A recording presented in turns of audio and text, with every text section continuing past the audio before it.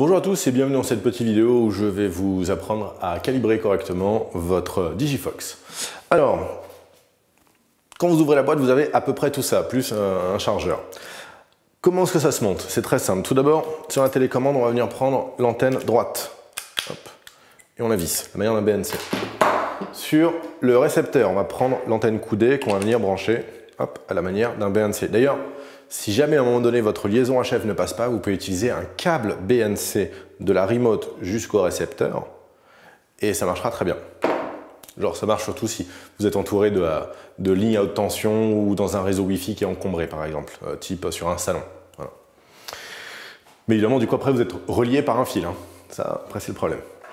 Donc je vais prendre ensuite mon moteur que je vais venir fixer sur mes rods et mettre en pression, légère pression sur mon objectif. Je fais un tout petit peu bouger mon objectif pour m'assurer que les crantages sont bien l'un en face de l'autre et je serre. À noter que la roue crantée du moteur peut aussi bien se mettre à droite qu'à gauche. Pour ça, simplement tirez dessus et vous la remettez en enfonçant de l'autre côté. Ça, c'est bon. Ensuite, je prends mon câble de moteur. Hop. Et je vais venir le brancher. Donc, le côté coudé vient se mettre sur le moteur.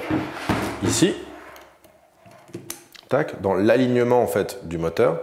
Et le côté droit vient se mettre sur l'emplacement moteur de votre récepteur. Tout simplement. Ensuite, je vais pouvoir prendre mon alimentation que je vais mettre ici. Tac. Alors, petite chose, pour pouvoir brancher correctement votre câble, il ne faut pas tenir la bague argentée, il faut tenir le côté noir. Voilà, la bague argentée, par contre, vous la tirez pour retirer votre câble. Ensuite, donc là, j'ai une prise D-Type pour alimenter le tout. Donc, je pourrais utiliser la D-Type de mon Ronin, si je veux. Et si je ne veux pas, ou que simplement je n'ai pas de Ronin, je peux utiliser la D-Type d'une batterie Veloc, ou d'une plaque Veloc, ou d'une caméra qui vous alimenterait en D-Type. Je branche. Donc là, mon récepteur s'est allumé. Maintenant, il va falloir que je calibre mon moteur. Pour ça, c'est très simple. J'ai un bouton ici qui s'appelle Adjust. Donc, quelque chose que j'aime bien faire, c'est maintenir une légère pression entre le moteur et mon optique au moment où j'appuie sur calibration. C'est ce que je vais faire. Je tiens une légère pression, pas très fort, hein, sinon vous allez bloquer le moteur. Donc, c'est juste pour éviter qu'il se décrante en arrivant sur les butées.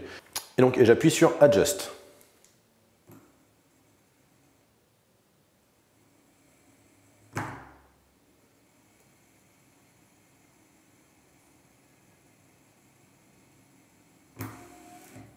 Voilà, c'est fait. Mon moteur est calibré, je n'ai plus qu'à allumer ma télécommande via le bouton qui se trouve ici sur le dessus. Et je vais pouvoir, à présent, sans problème, utiliser mon follow focus.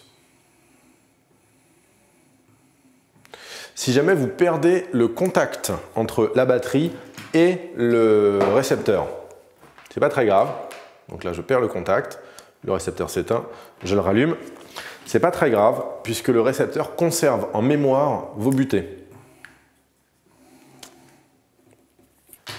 Si vous n'avez pas de bague crantée ou pas d'objectif cranté, n'hésitez pas à nous en demander. On se fera un plaisir de vous en prêter.